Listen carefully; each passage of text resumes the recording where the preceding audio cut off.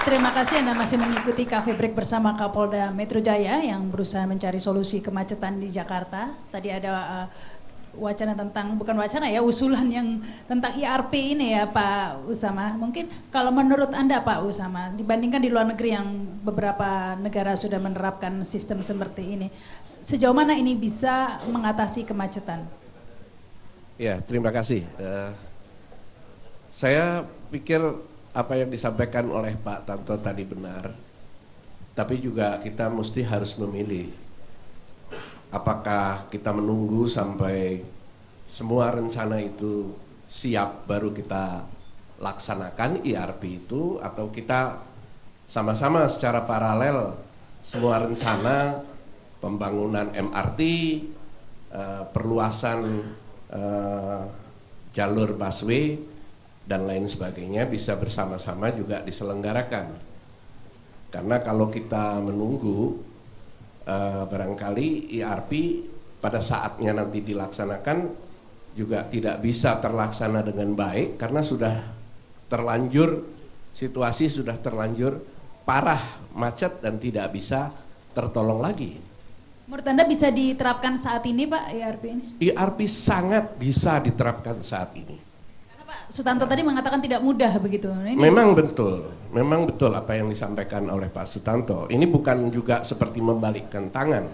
Kalau pada hari ini ditetapkan siapa yang akan menjadi pelaksana ERP, maka dibutuhkan waktu 1 tahun setelah ditetapkan itu untuk mulai bisa dilakukan suatu trial, uji coba jalan, dan pemasangan dari peralatan-peralatan itu.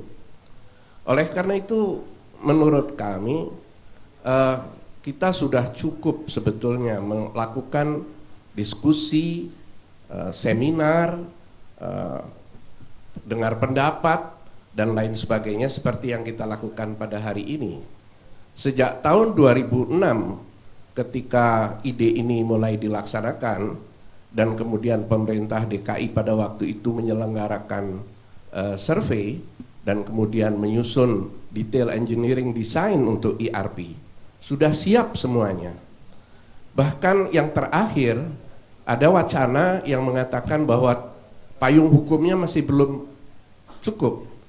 Tapi ternyata dari Kementerian Perhubungan menggelar bahwa semua yang dulu memang belum ada, sekarang payung hukumnya sudah cukup menunjang. Jadi alasan apa lagi kira-kira untuk menunda ERP? Ini yang masih menjadi big question mark. Mungkin ini masih ada lagi Pak? Menurut saya upaya yang dilakukan dengan artinya trial and error, 3 in 1. Kemudian ada pada waktu itu wacana ganjil dan genap bergantian. Waktu itu saya ingat Dirlantasnya masih Pak Condro yang sekarang adalah Kakor Lantas. Beliau bilang, apa kita nanti suruh mentelengi plat nomor? Ya. Akhirnya nggak jalan. Ya. Tapi ide itu kok dilontarkan. Kemudian ada lagi ide pasang stiker yang nantinya bisa ditiru. Kenapa tidak berani langsung mengatakan kita ambil saja, adopsi aja di negara lain yang sudah terbukti bertahun-tahun sukses dengan alat itu? Kenapa? Karena pada waktu itu masih ada tawar-menawar. Padahal banyak negara yang melihat kemacetan ini ingin membantu sebetulnya. Ingin membantu dengan teknologi, ingin membantu dengan permodalan, dengan biaya. Karena kita tahu bahwa urusan kemacetan ini tidak bisa dijadikan bisnis. Tapi harus merupakan kebijakan publik. Yang mana penggunaan ERP tidak dimaksudkan untuk menarik uang, tetapi juga untuk mengurangi kemacetan itu sendiri. Baik, ini mungkin ditambahkan oleh Pak Sutanto sebelum saya ke Pak Edi. Baik, gini, jadi yang saya katakan sulit bukan hanya di Jakarta ya. Implementasi ERP di London, di Stockholm, di Afrika Selatan, di mana-mana pasti ada tantangan dari masyarakat. Dan buat kami Jakarta harus meyakinkan dirinya bahwa nggak ada kata gagal. Ya, kita mau zero tolerance terhadap kegagalan ini. Jadi benar-benar masyarakat harus siap. Juga kita tidak membunuh perjalanan, bahwa kalau orang tidak bisa masuk di jalur ERP, tentunya dia harus bisa menggunakan alternatif. Jangan sampai seperti apa bedanya memperlakukan 3-in-1 dengan ERP dalam konteks kemacetan. Kalau masih berbasis koridor seperti 3-in-1 yang kita punya saat ini, toh orang yang tidak masuk ERP dia akan cari jalur lain, tidak menyelesaikan macet. Dan perlu diketahui bahwa tidak ada niatan kita memberlakukan ERP itu sendiri dalam rangka mencari uang, bukan. Tapi justru yang harus diketahui, ERP adalah sistem yang akan kita berlakukan untuk melakukan earmarking. Jadi kira-kira kapan akan diberlakukan, Pak? Kita terus berusaha saat ini, ya. Perlu diketahui juga bahwa melakukan implementasi ini membutuhkan dana yang begitu besar, dan kita tidak ingin juga gagal, ya. Apalagi kalau kita bicara apakah kita menggunakan anggaran pemerintah atau non pemerintah, APBD atau swasta. Ini juga bukan barang sederhana, karena tadi yang saya katakan bahwa ini bukan dikomersialkan untuk cari uang seperti jalan tol, tapi kita justru ingin memberikan insentif kepada pengguna angkutan publik, sehingga setiap rupiah yang kita pungut dari ERP tadi harus bisa kita kontribusikan langsung pada angkutan umum misalnya. Iya, silakan disambung oleh mudah-mudahan awal 2016 ini kita bisa lakukan. 2016 awal ya, tidak lama lagi nih. Mungkin disambung juga oleh Pak Edi nih ya, Direktorat Lalu Lintas dan Angkutan Jalan ini. Terima kasih. Saya mengamati dari tadi pembicaraan kita, dan kami dari Kementerian Perhubungan tentunya tidak secara teknis langsung operasional di DKI, tetapi kami sangat mengapresiasi pemerintah DKI yang luar biasa sebetulnya mengatasi kemacetan ini. Untuk ERP jalan, karena surat sudah masuk ke kami beberapa kali, dan kemarin sore juga ERP dari Disub DKI pembahasan akan dilakukan kembali. Kemudian juga pembangunan LRT maupun MRT, adanya busway, ini kan cukup luar biasa sebetulnya. Hanya tadi saya sangat tertarik sebetulnya dari awal mulai Pak Kapolda, tadi ada juga dicuplik masalah budaya, tadi Pak Nainggolan itu yang luar biasa menurut saya, budaya kita ini yang perlu diperbaiki. Baik itu budaya aparatnya, masyarakat lalu lintas yang menggunakan lalu lintas, dan juga masyarakat penyedia transportasinya. Kalau kita amati, masyarakat kita sudah tidak ada budaya naik angkutan. Dulu tahun 80-an masih dengan adanya kredit sepeda motor murah, KPG, semua nggak naik. Karena angkutan umumnya tidak nyaman, Pak. Iya betul, karena dulu ada, tetapi kemudahan sepeda motor ini yang membuat kita budaya kita hilang. Dulu kita keluar naik angkot pasti, naik bis, naik bemo ya. Tadi Pak Nainggolan bilang, budaya ini perlu diperbaiki sekarang. Disiplin, kita lihat di mana-mana angkot nggak disiplin lagi nih operator, dari sisi operator. Berhenti di tikungan, berhenti di mana ada Pak Polisi lewat ya diam saja. Kalau Pak Polisi diam berarti budaya aparatnya ini sudah juga tidak melakukan penindakan seperti tahun-tahun yang lama dulu ya, tapi sekarang kan memang eranya beda. Kemudian juga dari sisi angkotnya tadi berhenti di tempat, kita juga parkir.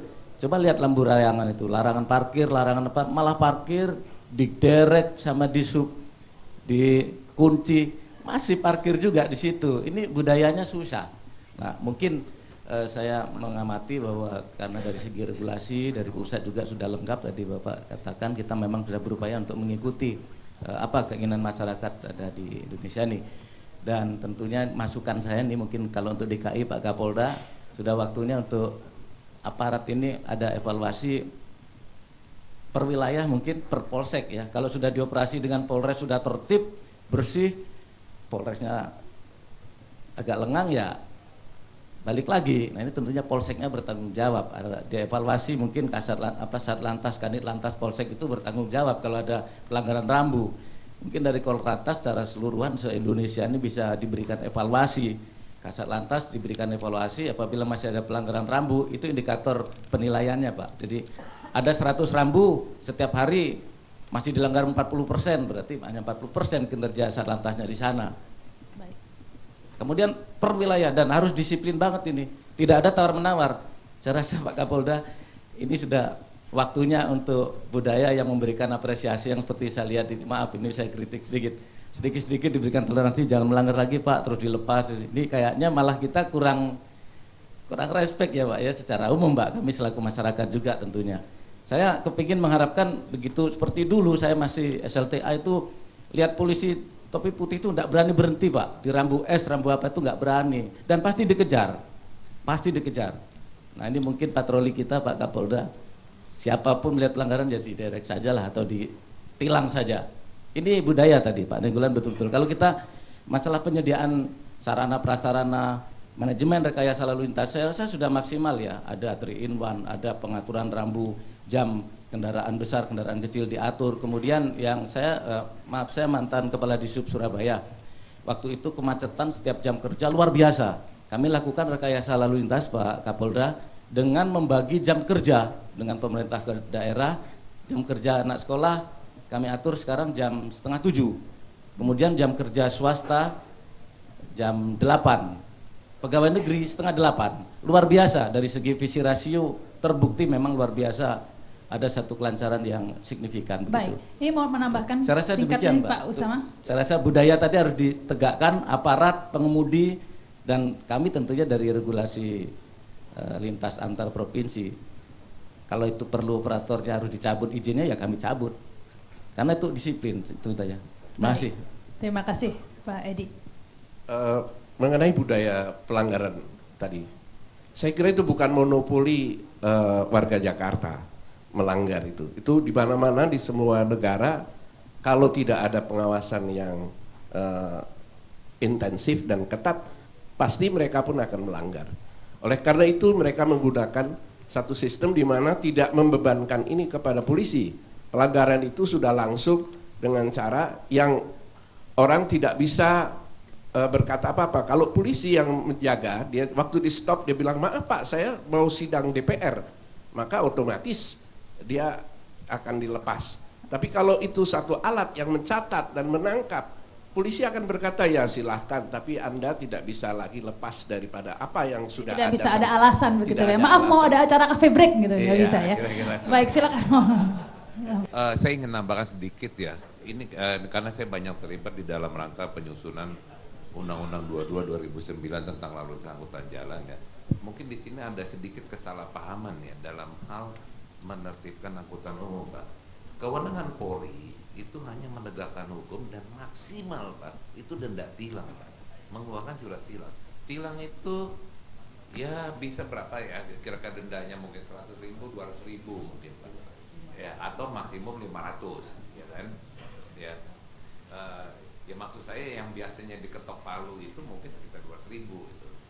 Nah kalau kita baca lebih teliti Pak di dalam pasal-pasal Undang-Undang 22 2009 sebenarnya mempunyai kewenangan yang lebih jauh untuk menertibkan ini. Ya kalau kita bicara wilayah Jakarta adalah Pemda melalui Dinas Perhubungan, di mana mereka yang mengeluarkan izin dan sebagainya gitu. Baik. Itu jadi ini yang harus dipahami, dan tilang itu bagi angkutan umum itu mungkin dianggap nothing juga Pak ya. Nah terus yang lainnya itu tadi banyak bicara soal sterilisasi busway. Itu tidak gampang gitu. Ya artinya tadi ada yang mengatakan bahwa kita membutuhkan satu kesinambungan antara kepolisian dan Pemda untuk melaksanakan penegakan hukum elektronik. Elektronik gitu ya. Nanti Iya, kita lanjutkan lagi nih karena kita harus break dulu ya pemirsa, kami segera kembali. Ya, masih membahas masalah kemacetan Jakarta. Silakan ini Pak Nenggolan. Tigor aja Mbak. Igor. Baik, ya saya hanya mau menggarisbawahi lagi gitu ya diskusi kita. Karena gini loh Pak Kapolda, tingkat kepatuhan kita nih ya di Jakarta itu baru pada level kelas 4 SD Pak. Coba aja lihat foto-foto banyak sekali di YouTube atau di Google ya Pak ya. Itu kalau ada anak buah Bapak di jalur Transjakarta tuh berbalik semua Pak. Itu menandakan bahwa kita masih kelas 4 SD. Artinya kalau kita mau memperbaiki ini harus ada perbaikan atau transformasi budaya. Itu yang tadi saya bilang. Salah satu yang bisa digunakan adalah upaya sistematis tersebut lewat teknologi. Nggak mungkin setiap anggota polisi mungkin ditambah juga marinir atau disub menjaga Jakarta ini, nggak mungkin. Itu tidak logis. Nah, upaya sistematis kedua adalah regulatornya harus berani. Ya, pemerintahnya harus berani nih mengambil sikap begitu loh, memutuskan mana yang tadi saya sudah katakan prioritas yang bisa dilakukan. Saya memperkuat yang dikatakan Pak Adi. Ternyata jalur Sudirman Tamrin ditambah satu jalur lagi nggak menyelesaikan macet juga kan? Artinya memang membangun jalan itu seperti Pak Tato bilang mahal, kesampingkan dulu. transformasi budaya, ya, regulatornya harus berani, pengawasnya harus tegas dan konsisten. Teknologi dibangun, Ya. etle atau apalah, misalnya dibilang Pak Tam tadi congestion chart atau ERP. Ya, itu bicara harus ada. teknologi ini kebetulan Itu. Pak Tigor ini sudah ada dari PT IBM ini ya. Ya, makasih. Udah, silakan ini. Kemacetan ini membuat orang pinter-pinter menyikapinya. Salah satunya kan sekarang yang lagi umum ada Waze, seperti ya, ada aplikasi-aplikasi seperti itu. Sejauh mana ini kontribusi atau bantuannya? Perkenalkan, saya Michael, saya dari PT Virtus Teknologi Indonesia. Kita merupakan perwakilan dari Google, terutama untuk yang petanya di Indonesia. Jadi mungkin kalau saat ini kita tahu, bantu dalam bidang teknologi di transportasi. Contohnya aja kalau kita buka Google, itu akan ada namanya traffic analysis di sana. Jadi seandainya pun kita mau berpergian ke suatu tempat, kita bisa melihat bahwa oh ternyata di daerah ini tuh macet, warnanya merah, dan ternyata itu pun sangat aktual sekali. Dan juga mungkin kalau di Indonesia kita juga tahu, dengar namanya Waze, mungkin orang Indonesia lebih dengar taunya Waze. Nah itu juga merupakan salah satu aplikasi sosial di mana kita bisa melakukan transportasi pergi kemanapun, kita bisa melihat arah dan bahkan user sendiri bisa melakukan report di sana. Misalnya, oh ada kemacetan di daerah ini, kita bisa melakukan cari jalan pintas yang lebih efektif. Nah kalau di DKI sendiri pun juga sudah mulai menerapkan sistem penggunaan teknologinya, yaitu dari sisi Jakarta Smart City, di mana di situ ada sebuah dashboard yang bisa memonitor seluruh kendaraan, terutama yang seperti busway, menggunakan teknologi Google Maps di sana. Jadi kita bisa tahu kira-kira analisis saat terjadi kemacetan itu di jam-jam seberapa aja sih, terus kira-kira di rute mana aja yang terjadi kemacetan. Kalau macet semua begitu, merah semua. Betul, kadang-kadang juga kita bisa ngeliat merah semua, ya paling kita cari jalan alternatif yang mungkin warnanya masih kuning atau warna hijau yang masih bisa dilewati. Bisa diakses juga ya, bisa, Bisa. jalan alternatifnya. Tampaknya dari Polda sendiri kurang memanfaatkan masalah teknologi ini ya, misalnya dari medsos lah ya, di Twitter begitu. Ini kan publik ingin informasi kemacetan dan lain sebagainya, kan bisa lebih aktual jika ada mungkin laporan-laporan dari polda.tmc seperti itu. Baik, terima kasih. Untuk pemanfaatan teknologi sendiri dari Polda-Polda, khususnya Polda Metro Jaya ini sebenarnya sudah mengawali dengan adanya Regional Traffic Management Center. Kita sudah lebih awal, walaupun mungkin tentunya yang sekarang ini ada Google Traffic atau Google Maps atau penggunaan Waze ini memang karena sifatnya sosial media ini lebih menarik, sehingga kita juga menyesuaikan. Sekarang ini kita juga sudah menggunakan fasilitas ini untuk memantau, dan untuk Regional Traffic Management Center sendiri cukup berperan, Mbak Rahmah. Jadi kita sangat terbantu dengan adanya CCTV yang ada di seluruh wilayah Jakarta. Ada lebih kurang sekitar 250 titik sekarang, dan ini kami bekerja sama dengan Pemprov Jakarta, DKI, dari Dishub, di mana titik-titik ini menjadi pantauan kita, dan ini terus kita informasikan kepada masyarakat via Twitter, via Facebook, via SMS juga ada. Ini Terus update ya Pak, masih ya? Terus masih Aktual. Ini ada juga dari Mabes Polri ya, ada Pak Istiono ya, Pak Istiono. Jadi sebuah kebijakan yang telah digulirkan oleh Bapak Kakor Lantas ialah masalah Kamsel Cipta Lantas kaitannya dengan laka, langgar, dan macet, yaitu adalah penertiban secara tematik. Tematik itu artinya bahwa bulan ini temanya apa? Mengerucut pada masalah dan tema yang dilontarkan di Polda Metro, Pak Kapolda ini, solusi cepat dan tepat. Saya akan memberikan masalah-masalah macet yang ada di Jakarta, antara lain yang harus ditematikan. Antara lain masalah naik turun penumpang dan barang. Ini jadi masalah karena naik turun penumpang kita ada halte dan tidak ada halte. Kalau halte biasanya ngumpul. Kemudian yang nggak ada halte bagaimana? Ngikuti penumpang yang menunggu itu budaya kita. Ini memang harus dipecahkan sama-sama sama Pemda. Mungkin solusinya bagaimana nanti? Antara lain yang kedua adalah masalah parkir, ya. Masalah parkir liar tadi sudah disinggung. Solusinya seperti apa juga berkait dengan Pemda. Kemudian masalah ngetem. Kemudian keempat itu masalah alih fungsi rumah jadi pertokoan, itu menjadikan sebuah lokasi kemacetan baru, lahir sebuah lokasi kemacetan baru yang menghambat yang lain, karena biasanya toko-toko yang lahir baru tidak menyiapkan lahan parkir seperti yang sudah diidentifikasi oleh Pak Aziz tadi. Kelima berikutnya adalah masalah pelanggaran rambu yang sudah disinggung oleh Disip tadi. Nah, solusinya bagaimana? Menurut saya solusinya yang pertama adalah rekayasa pendek, rekayasa jangka pendek. Kalau polisinya biasanya alih arus sama kontraflow. Ya. Kemudian berikutnya adalah rekayasa sosial. Rekayasa sosial seperti apa? Rekayasa sosial lebih melibatkan instansi terkait untuk meramu supaya jalan itu menjadi lancar. Misalnya parkir tadi, Pemda harus menyiapkan lahan parkir, naik turun penumpang, mungkin di sana harus dijaga. Pemdanya, disubnya sama polisinya harus jaga, harus ngatur. Orang naik turun penumpang harus diatur sama orang. Kalau nggak diatur nggak bisa. Kalau perlu dipasang CCTV oleh Pemda di masing-masing halte itu. Seperti apa?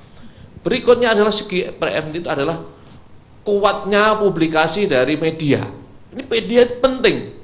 Ketika operasi dilakukan, biasanya seminggu sebelumnya kita gaungkan dulu bahwa di lokasi titik ini akan dilakukan penertiban. Reaksinya, kekuatan dari aspek preemptif publikasi seperti apa? Bisa diukur di situ. Bahwa di titik ini di Polda Metro misalnya akan dilakukan penertiban masalah lokasi parkir. Coba kita lihat. Kita cek sebelumnya pelanggarannya hari ini 10 dengan publikasi itu besoknya seperti apa dampaknya, kita lihat. Sebelum operasi dilaksanakan. Bahwa tanggal 10 sampai tanggal 15 misalnya akan dilakukan operasi. Sebelumnya sudah diumumkan. Akan kita tindak seperti apa. Ini penting peran daripada publikasi setelah itu. operasi balik lagi gitu Pak? Ya, setelah artinya ya harus dijaga terus. Artinya itu kan merubah budaya bagian dari. Ini solusi cepat dan cepat. Yang cepat kira-kira begitu. Terus kemudian langkah-langkah preventifnya seperti apa? Ya dijaga. Ancaman di Polda Metro 24 jam. Berat banget. Makanya dipasang Kapolda yang TOPBGT kira-kira begitu. Tepuk tangan dulu. Nah, sepi-sepi aja kurang seru. Kemudian solusi penegakan hukumnya apa? Mungkin ditegur dulu, ya. Kemudian kalau memang sudah parah ya ditindak. Nggak ada kompromi. Polisi terlalu baik Pak. Nah itulah makanya supaya. Jadi bukan polisi tidur saja Pak ya, baik. Saya rasa itu. Terima kasih. Baik, terima kasih Pak Sugiono. Baik, selanjutnya ada lagi Pak Franciscus ya, yang melakukan riset ini ya, silahkan Pak. Oke, terima kasih. Saya Tris Biantara dari Dewan Riset DKI Jakarta. Kami sebenarnya sudah menyampaikan rekomendasi kepada Gubernur. Ya, ini bahan ini juga kami sudah sampaikan ke Bu Rike di panitia di sini. Ini disusun oleh 7 orang dari Dewan Riset dipimpin oleh Profesor Irawadi bersama dengan para pakar dari perguruan tinggi, para pengusaha LSM dan juga dengan pejabat dari dinas-dinas instansi yang terkait termasuk Direktorat Lalu Lintas.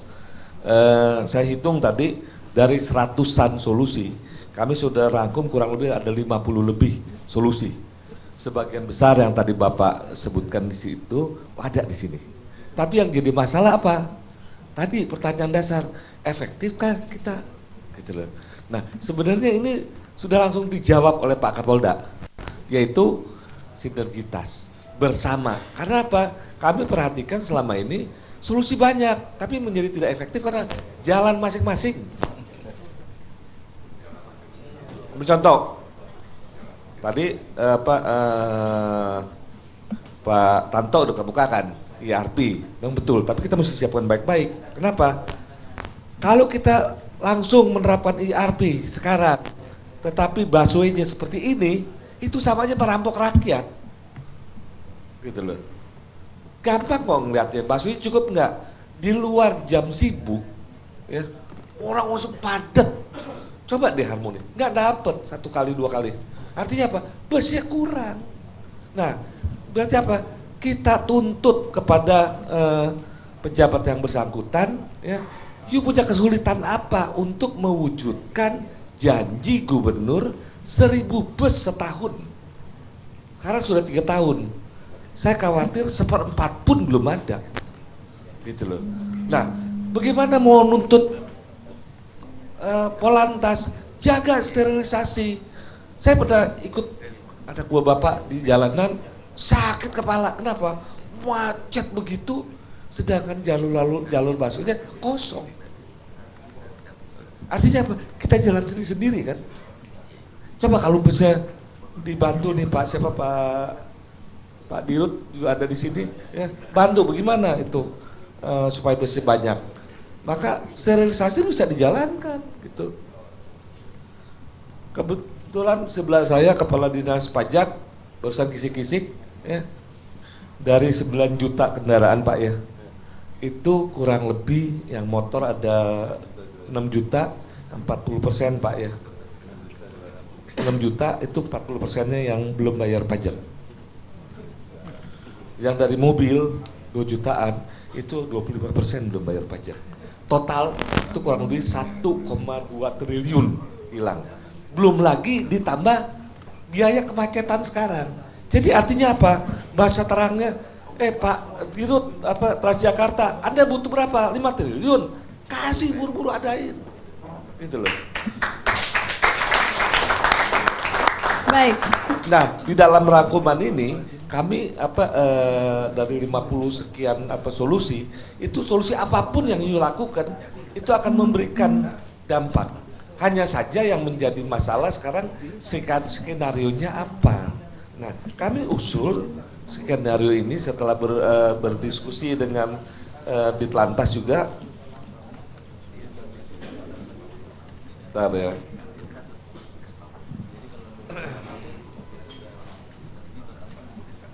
Itu skenarionya yang pertama adalah kapasitas ditambah, terutama kapasitas angkut, gitu loh. Yang memang kita bikin MRT, tetapi itu tadi kan dari MRT juga udah bilang 2018 selesai nggak ada dampaknya kepada kemacetan, baru setengah koridor. Tapi itu harus kita lakukan. Yang sekarang bisa kita lakukan apa? Busway, gitu loh. Lebih mudah ya Pak ya busway. Bisa segera. Setelah kapasitas. Nah, kami di sini juga cantumkan penanganan darurat. Misalnya yellow box, ya. Nah, terus udah gitu pembatasan. Nah, ini mulai sulit pembatasan, ya. Tapi itu kita bisa apakah kuota jumlah kendaraan STNK baru atau ya, kita hidupkan segera pembatasan melalui uji emisi untuk semua kendaraan. Pembatasan kendaraan intinya ya. Dan yang terakhir pencegahan secara permanen. Ini semua ada di sini. Baik, terima kasih nih Pak Francisco ya. Kita harus break dulu. Kami akan kembali setelah pesan-pesan berikut ini. Saya langsung beri kesempatan kepada Kadis Pelayanan Pajak DKI Jakarta ya, Bapak Agus Bambang Setio Widodo ini. Silahkan ya Pak Agus. Terima kasih. Selamat siang.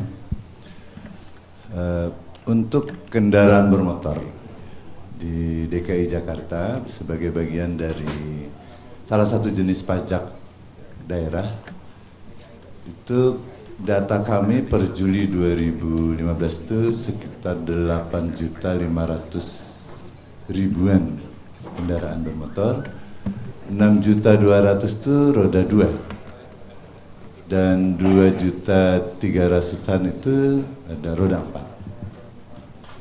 4. Untuk roda 2 mungkin ini sebagai akibat dari fenomena macet ya. Itu rata-rata ataupun sampai hari ini itu sekitar 3.200.000-an itu mereka belum bayar pajak lebih dari 1 tahun. Jadi macetlah pembayaran pajak di roda 2 itu sekitar 3.200.000-an. Nah, kendaraan bermotor roda 4 itu sekitar kurang lebih 400.000-an. Dari pemikiran banyaknya yang belum daftar ulang kendaraan itu, kami dari Dinas Pelayanan Pajak berpikir mungkin karena orang malasnya dan jauhnya atau macetnya ketika dia harus membayar pajak. Nah, Dinas Pelayanan Pajak mencoba bersama Dirlantas atau dengan Polisi Lalu Lintas kita kembangkan layanan makin mendekat kepada masyarakat, baik itu karena samsat keliling dan juga samsat di kecamatan-kecamatan. Ya, karena dapat dibayangkan orang mau bayar pajak sepeda motor, mungkin dari Jagakarsa itu bayar pajak motornya 300.000 ke Polda Metro yang jauh dan macet, mungkin ongkosnya jauh lebih besar daripada ongkos bayar pajaknya. Kami harus segera mendekatkan diri pada Dan hasilnya masyarakat. Pak? Pada tahun ini jauh lebih baik ya. Pada beberapa bulan ini jauh lebih baik. Upaya pembatasan pada kendaraan bermotor dilakukan juga melalui dengan pajak progresif, di mana pajak kendaraan yang pertama itu pajaknya 2%, jika kedua itu tambah 0,5% dan seterusnya sampai kendaraan ke-17. Jadi 10% maksimum, nanti 18 dan seterusnya progresifnya 10%. Masih ada aturan yang belum optimal diterapkan, yaitu BBN kendaraan bermotor di dalam Undang-Undang Pajak Daerah tahun 2009 itu, nomor 28/2009, tarif maksimumnya itu 20%. Sementara di Pemda DKI kita masih menerapkan 10%. Jika itu juga diterapkan, kemungkinan orang akan juga menahan diri, minimal terbatasi untuk membeli kendaraan bermotor tambahan. Baik. Ditambah tambahan kendaraan bermotor rata-rata sekitar 7-10%, sementara tambah ruas jalan mungkin hanya 0,01%. Jadi jelas sangat tidak seimbang sekali antara pertumbuhan kendaraan dengan sarana prasarana. Di satu sisi justru mendapat masukan juga ini pertumbuhan kendaraan ini. Pemasukan, walaupun ternyata macet juga menjadi hambatan pemasukan. Baik, terima kasih ini Bapak. Selanjutnya ke Pak Pandito nih ya dari Tata Kota, karena seringkali bukan hanya masalah jalannya saja yang infrastrukturnya yang kurang, tapi tata kotanya juga, pemanfaatan tata ruangnya juga lemah begitu Pak. Silakan Pak Pandito. Terima kasih dari Dinas Penataan Kota. Jadi kalau sesuai topik pagi ini kita berbicara tentang kemacetan. Buat saya kemacetan itu penyakit. Obatnya itu cuma satu, memaksa orang harus menggunakan lebih banyak angkutan umum ketimbang angkutan pribadi. Itu obatnya cuma satu. Nah, obatnya cuma satu. Kalau ada ya Pak ya angkutan umumnya. Ya, harus diusahakan. Penyebabnya juga cuma satu menurut saya, yaitu yang namanya jumlah penduduk. Mari kita lihat ke belakang, Jakarta tahun 70-an, Jakarta tahun 80-an, 90-an, 2000, 2010 dan sekarang. Pola penanganan kemacetan di Jakarta tahun 70-an pasti berbeda. Artinya obat penyakitnya berbeda, obatnya berbeda. Kalau dari tahun 2000 kami Dinas Penataan Kota itu mewujudkan penataan kota bentuknya dengan RDTR. RDTR Rencana Detail Tata Ruang. Dalam RDTR kami yang terbaru, kami sudah mengadop konsep yang lebih sustainable, yaitu yang kita sebut dengan TOD, Transit of Development, Transit Oriented Development. Nah, Bapak dan Ibu sekalian, TOD ini secara singkat adalah bagaimana menghubungkan interkonektivitas antara jalur-jalur angkutan umum. Jadi kalau tadi dirasakan bahwa angkutan umum kita berhenti di sini terus potong, akhirnya orang nggak enak naik angkutan umum, sehingga kalau orang nggak enak naik angkutan umum maka harus naik angkutan pribadi, kembali ke macet. Jumlah jalan ditambah tidak sebanding dengan jumlah kendaraan. Jadi kalau kami Dinas Penataan Kota menerapkan konsep baru yang namanya TOD. Dan jangan lupa juga kalau kita berbicara jumlah penduduk, makin ke sini kita nggak bisa melihat Jakarta semata, tapi juga harus melihat pertumbuhan penduduk Jabodetabek.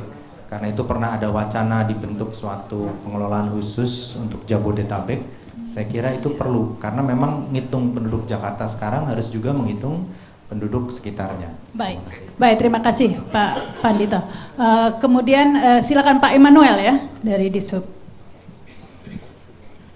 Jadi sebenarnya kalau kita bicara kemacetan, kita harus melihat lagi sebenarnya sejauh apa sih tingkat keparahan kemacetan itu. Jadi sebagai gambaran saja, data yang ada, tahun 2012 itu ada sekitar 25 juta perjalanan, baik itu di dalam dan di luar DKI, yang semuanya itu beraktivitas bermuaranya di DKI. Itu tahun 2012. Berapa lama 25 juta itu? Dalam satu hari. Satu hari ada 25 juta. Pergerakan lah ya, Iya. 25 aktivitas. Itu tahun 2012. 2012. Sekarang ini prediksi kami mencapai 30 juta perjalanan. Itu bisa dibayangkan betapa kreditnya.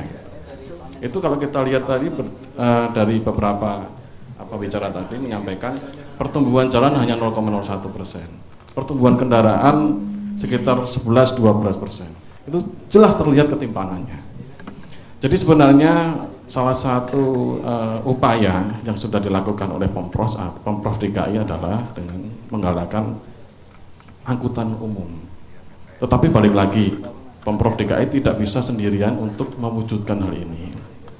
Jadi kita tidak bisa lepas dari rekan-rekan operator, dalam hal ini di bawah naungan Organda. Jadi terus terang yang menjadi kendala kami saat ini adalah bagaimana merubah mindset atau pemikiran ya teman-teman operator ini yang memang selama ini mengoperasikan atau mengusahakan angkutannya dengan pola kepengusahaan secara pribadi. Aturannya sendiri menyatakan bahwasanya pengusahaan angkutan umum harus dilakukan oleh suatu badan usaha atau badan hukum. Badan hukumnya adalah PT, Koperasi, BUMN, BUMD. Nah, merubah mindset ini yang sedang kita terus koordinasikan dengan Organda dan dengan pihak-pihak terkait. Ya, terus kemudian yang salah satu yang penting adalah integrasinya.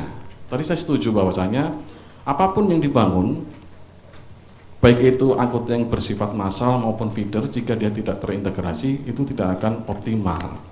Nah, integrasi ini juga tidak semudah membalik telapak tangan, karena kita tahu bahwasanya teknologi yang ada bermacam-macam.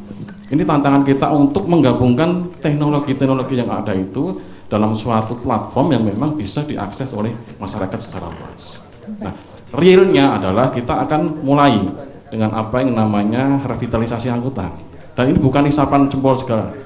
Jadi kita sudah melakukan MOU dengan Organda dalam hal ini dengan operator bis untuk bersama-sama menciptakan suatu sinergitas antara apa yang disebut dengan sistem feeder dengan sistem terang lainnya tadi. Baik. Itu yang sedang kita lakukan. Baik, terima kasih Pak Immanuel. Ini masih ada satu segmen lagi ya pemirsa, tetaplah bersama kami dalam Cafe Break bersama Kapolda Metro Jaya. Dari IRP. Jadi itu bisa, kalau itu tidak berjalan database online data kendaraan itu tidak akan mungkin bisa kita penegakan hukum elektronik, kemudian IRV itu tidak akan bisa berjalan tanpa online-nya data kendaraan bermotor. Dan ini Korlantas sudah memulai. Termasuk di dalamnya adalah penegakan hukum elektronik ini juga sudah melakukan percobaan. Ada beberapa titik, ada 3 titik di Kuningan, kemudian di Tendean, itu kita percobaan bagaimana itu bisa merekam, kemudian kita penegakan hukum secara elektronik. Itu tapi itu baru percobaan. Kapan dilaksanakan ini Pak? Jadi percobaannya sudah di percobaan ya, tapi karena penegakan hukum kan bukan hanya polisi sendiri. Jadi kita masih koordinasi, ini baru percobaan. Bagaimana kita mengambil kemudian menggambar, gambarnya itu bisa jelas atau tidak, baru tahap ke situ. Arahnya segera menuju ke sana. Yang terakhir kaitan dengan IT dengan kultur. Ya, kultur tadi sudah sedikit saya sampaikan di kaitan dengan masalah SIM. Nah, ini kultur ini kita sudah koordinasi juga dengan Kementerian Pendidikan. Jadi berkaitan dengan kurikulum lalu lintas untuk masuk pendidikan. Jadi mulai dari SD, SMP dan SMA. Ini sudah kita ada kerjasama dengan Kementerian Pendidikan. Ini mungkin yang tambahan dari kami. Terima kasih. Terima kasih ini Pak Agus. Selanjutnya ada Pak Atrindo dari Atrindo ya, silahkan ya sebelum ke Pak Kapolda nanti. Saya Mustajab Sujro Basuki. Salam kenal Pak Tito dari Atrindo, Asosiasi Pengusaha Truk Indonesia.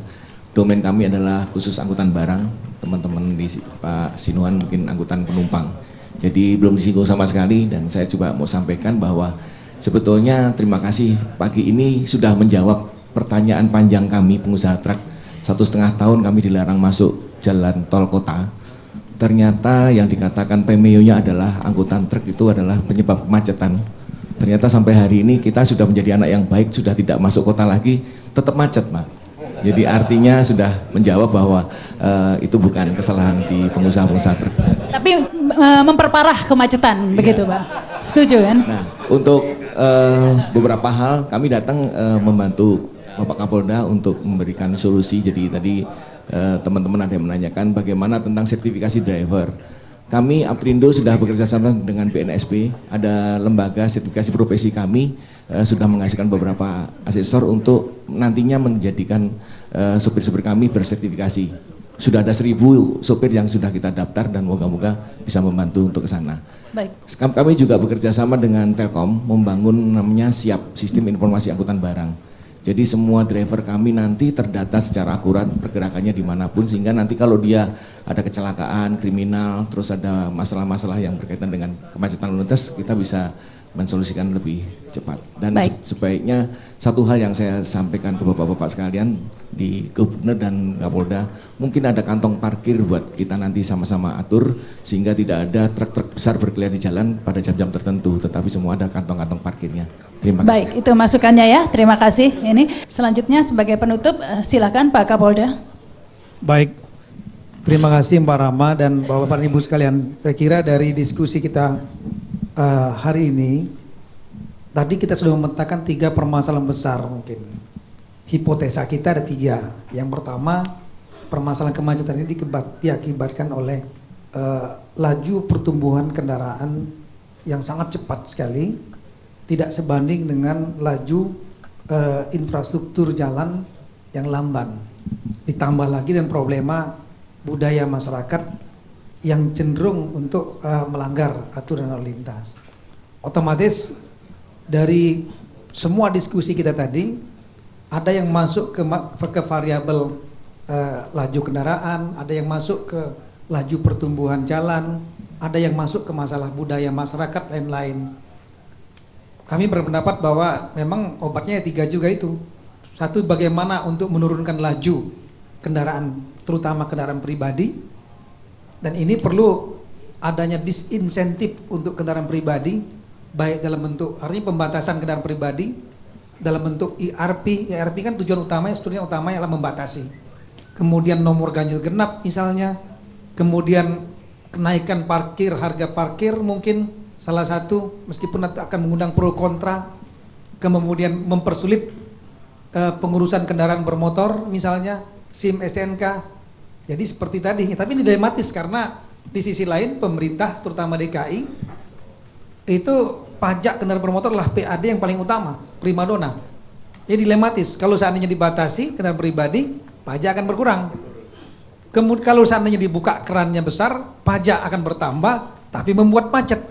Sehingga mungkin perlu dicari solusi agar sumber pendapatan pajak ini bukan utamanya dari kendaraan bermotor ini. Kemudian perlu juga untuk memberikan insentif sebanyak-banyaknya untuk transportasi publik, baik dalam bentuk LRT, MRT, sistem busway, ada lagi tadi yang disebut dengan sistem TOD, Transit of Development, sehingga intermoda transportasi publik ini akan membuat nyaman dan aman bagi masyarakat. Masyarakat lari ke transportasi publik, meninggalkan transportasi pribadi. Kemudian yang strategi kedua adalah mempercepat laju pertumbuhan infrastruktur. Nah ini problema lagi di Jakarta memang. Mau jalannya dibuat, tapi kemudian membebaskannya susah sekali. Ini akan ribut lagi kalau misalnya dibebaskan. Sehingga alternatifnya ya memang satu adalah overpass di atas, atau yang kedua adalah underground sebanyak-banyaknya. Kalau tidak ya dibuat terobosan yang berani dengan resiko berbenturan, menggunakan mekanisme pembebasan yang tidak menimbulkan keributan, kegaduhan. Nah yang berikutnya lagi perbaikan budaya masyarakat. Budaya masyarakat ini baik melalui terobosan-terobosan penggunaan teknologi seperti NTMC. Nah ini sebagai informasi bagaimana masalah Jakarta ini masyarakat memandang bahwa kemacetan adalah masalah yang sangat penting di Jakarta. Salah satu indikatornya adalah gampang, yaitu follower TMC. TMC Polda Metro Jaya itu saya bacakan di sini. Jumlah followernya adalah 4.538.445. Bayangkan, artinya hampir sepertiga penduduk Jakarta nih semua menjadi follower NTMC Polda Metro. Bukan karena cinta Polda Metronya mungkin ya, tapi karena mereka menganggap ini pengen tahu sebetulnya kemacetan ada di mana. Nah ini follower yang mungkin salah satu yang paling banyak di mana, paling besar di media sosial di Indonesia mungkin. Tidak ada follower yang sampai melebihi sampai hampir 5 juta ini. Nah kemudian budaya masyarakat selain menggunakan sistem elektronik IT, yang kedua tentunya lah menggunakan cara-cara yang soft, kampanye. Cukup banyak kampanye yang dilakukan oleh teman-teman lalu lintas dan juga penegakan hukum, baik dengan menggunakan elektronik maupun penegakan hukum secara manual, dan ini melibatkan banyak stakeholder. Kalau kita lihat dari 3 obat tadi, ini melibatkan banyak sekali stakeholder nih, mulai dari penegak hukum, teman-teman TNI, AJR, kemudian Dewan Transportasi, Pemda, DPR, sehingga yang jadi masalah sekarang ini masih banyak jalan sendiri-sendiri. Kuncinya tadi katanya tadi, itu sinergi. Kita berharap kalau sananya nanti ada dibentuk Badan Pengelola Transportasi Jabotabek, mudah-mudahan sinergi ini akan dapat lebih baik gitu. Meskipun mungkin ada juga yang skeptis karena di bawah satu kementerian. Diharapkan ini sebetulnya tidak di bawah satu kementerian sehingga tidak sektoral. Saya kira itu Mbak Rama. Makasih. Baik, terima kasih Pak Kapolda ya. Tadi itu diskusi kita sudah berbagai macam solusi dan program-program kemacetan ya. Semoga program-program tersebut juga tidak mengalami kemacetan di jalan ya, sehingga tidak ada kelanjutannya. Demikian Cafe Break bersama Kapolda Metro Jaya. Sampai jumpa Rabu depan.